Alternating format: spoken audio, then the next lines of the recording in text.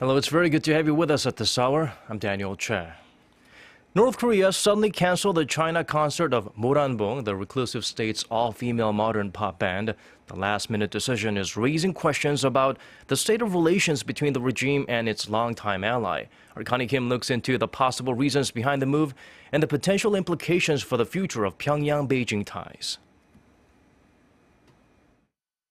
Did China's decision to send low-level officials to a North Korean band concert in Beijing lead to the abrupt event cancellation just hours before the band was scheduled to take stage? That seems to be the case. Citing a Chinese official, a source in China told Seoul-based Yonhap news agency on Sunday, Beijing decided to send vice ministerial-level officials to the event instead of a higher-ranking party leader following Pyongyang's claim to have developed the hydrogen bomb. North Korea had originally asked that China send President Xi Jinping or Premier Li Keqiang to the concert, but China declined, proposing instead to send one of its 25 highest-ranking officials. Pyongyang agreed. But the source said things took a sudden turn on Thursday when the North Korean leader announced the regime had developed a hydrogen bomb, also the day North Korea's pop sensation Moranbong band arrived in Beijing. China's state-run news agency Xinhua released a vague statement on Saturday, saying communications regarding work-related issues were to blame. But none of that has dispelled speculation about why the Moranbong band's first concert overseas was called off on short notice. A source familiar with North Korea told Yonhap it's because Pyongyang has declared a period of mourning for its late leader Kim Jong-il, during which singing and dancing are banned. Whatever the reason may be, experts say it seems that North Korea's relations with its longtime ally have been dented, as the performances were aimed at improving Sino-North Korean relations. Connie Kim, Arirang News. Meanwhile, North Korea is blaming South Korea for the failure of a recent round of high-level bilateral talks. On Sunday, the Hermit Kingdom's main propaganda website, 우리민족끼리, said Seoul had ruined the talks and the mood for improving bilateral relations by slandering Pyongyang. It also denounced South Korean President Park Geun-hye for raising the North's nuclear program and human rights record in her UNESCO speech in Paris earlier this month. Shortly after the inter-Korean talks ended on Saturday, Pyongyang's Korean Central News Agency blamed Seoul for the breakdown of the talks, saying the South had declined to discuss fundamental issues such as the resumption of a long-stalled tour program. The two sides ended their first high-level talks in 8 years without an agreement on when they'd meet again. The co-founder of Korea's main opposition New Politics Alliance for Democracy has left the party, ending weeks of bickering between him and the party's current leader. Ahn Cheol-soo says he can no longer be part of the NPAD, citing Moon Jae-in's refusal to pave the way for much-needed reforms by stepping down. Kwon Jang-ho has the details. At a news conference on Sunday morning, Ahn Cheol-soo announced that he is leaving his party, the New Politics Alliance for Democracy, which he co-founded just 21 months ago. I failed the party and the people hoping to remake the party into a party the public can trust and rely on. After a disastrous by-election for the party in July last year, Ahn gave up his seat as party co-chair, but since then has had bitter disagreements with Moon Jae-in, the current party leader. After that, the NPAD failed to build momentum, suffering another defeat in by-elections in April. Since then, Ahn has been calling for Moon to resign and for further reforms to the party, but Moon has argued the changes would be ill-timed. The party is more interested in protecting its vested interests. There's been talk of reform, but in reality, they are afraid of reform. The move could result in more defections from the party and cause a major disruption in their preparations for an upcoming by-election in April. Moon is said to have met with Ahn late on Saturday evening, but was unable to change his mind. Ahn started his professional life as a physician before becoming a successful businessman and the founder of Korea's leading antivirus software company, Anlab. He entered politics in 2011, first running unsuccessfully for Seoul City Mayor and then for the presidency in 2012. Running as an independent, he was seen as a new hope for Korean voters who were sick of traditional party politics. Although his numbers were impressive and at times higher than those of Moon Jae-in, the main opposition party leader at the time, Ahn dropped out of the race and gave his support to Moon in an effort to try and defeat Park Geun-hye and the ruling Henry Party. He then left for the United States, but returned a year later to found the current opposition party. Ahn has promised that he will fight on, but he has not yet revealed whether he will create a new political party or join a different one. Kwon Jang-ho, Arirang News.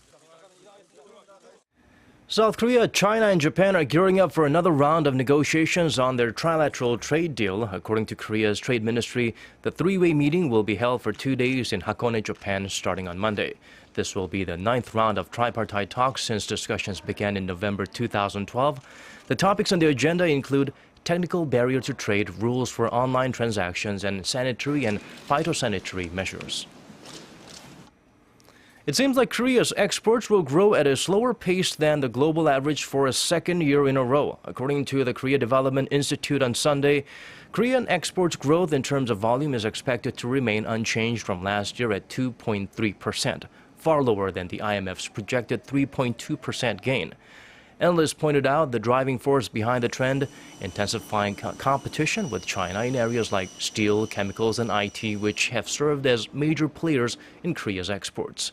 The think tank's projection for next year is not bright either. It says Korea's exports will grow just 1.8% on year, while the IMF expects a 4.1% rise in global trade. A worrisome trend considering Korea recorded export growth rates lower than the global average only 2 times, in 2001 and 2014, since the start of the 21st century. Korea's steel and petrochemical industries are worried about losing their competitive edge following the landmark climate agreement struck in Paris over the weekend. A steel industry insider told news outlets in Korea on Sunday that there are concerns Korea could lose competitiveness if companies have to purchase carbon credits, especially when Korean products are facing competition from lower-priced goods from China. In addition, the Federation of Korean Industry says it would be difficult for the Korean steel and petrochemical industries to cut emissions any further, given that its energy efficiency levels are already among the highest in the world. Companies could need greater support to expand their energy facilities investment. The U.S. military's largest relocation project to date is moving closer to completion. When it's finished, the U.S. 8th Army would have moved from its current home in central Seoul to Pyeongtaek, 70 kilometers southeast of the capital. Kim Hyun-bin was recently at the base, and he gives us a preview of the current progress. The massive Camp Humphreys expansion project is near completion, with plans for most of the U.S. forces in Korea to be stationed there by 2017. The Humphrey base is 86% complete. When ready next year, it will station some 27,000 U.S. troops. The $10.7 billion relocation project has been called the largest ever for the U.S. military. Today you can actually witness the ongoing efforts and progress at United States Army Garrison Humphreys as we continue with constructing hundreds of new buildings and adding more than 2,000 acres to this installation.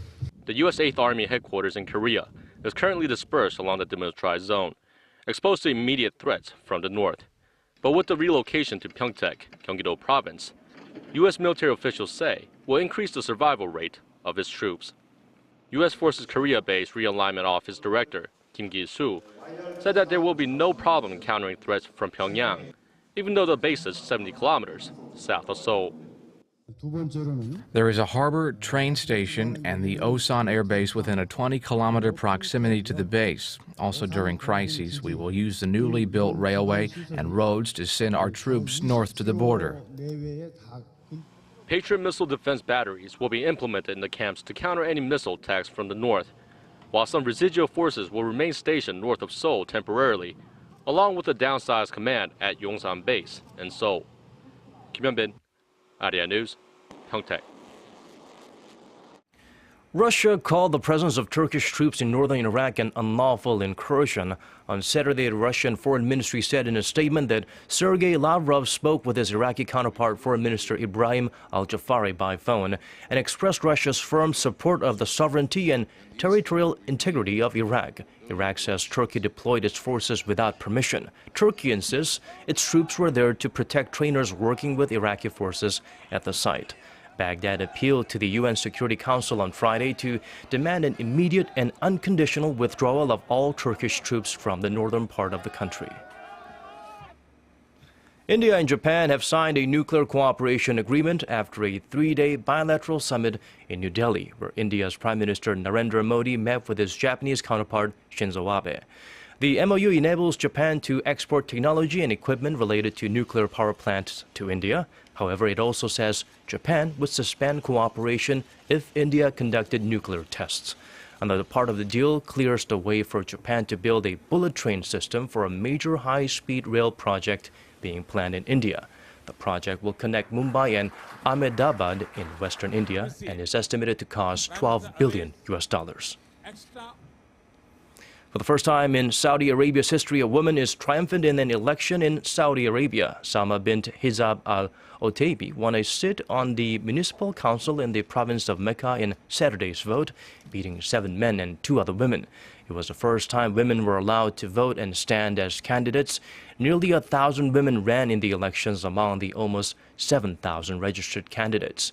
But only about 130,000 women registered to vote, compared to 1.3 million men. Saudi Arabia is notorious for its tight restrictions on women, including a ban on driving. For these elections, polling stations were segregated and female candidates could not directly meet or talk to any male voters during their campaigns. And now for the weather. Starting with Korea, rain in most parts of the nation on Monday. Things will dry up come Tuesday, but brace yourself for some strong winds after the rain. Seoul will start the first day of the week at 3, Daegu at 4, and Busan at 7 degrees Celsius, and the mercury will rise to 8, 9, and 13 respectively in those cities later in the day.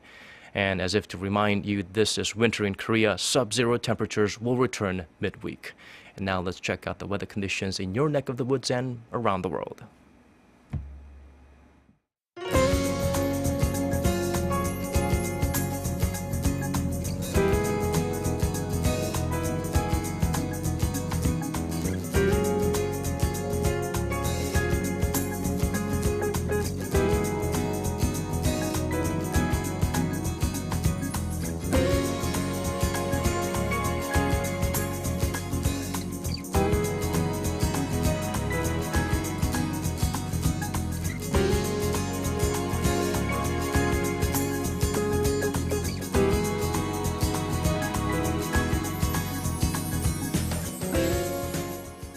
And that's all from us. Thank you for watching. Hope you have a smooth transition to a new week.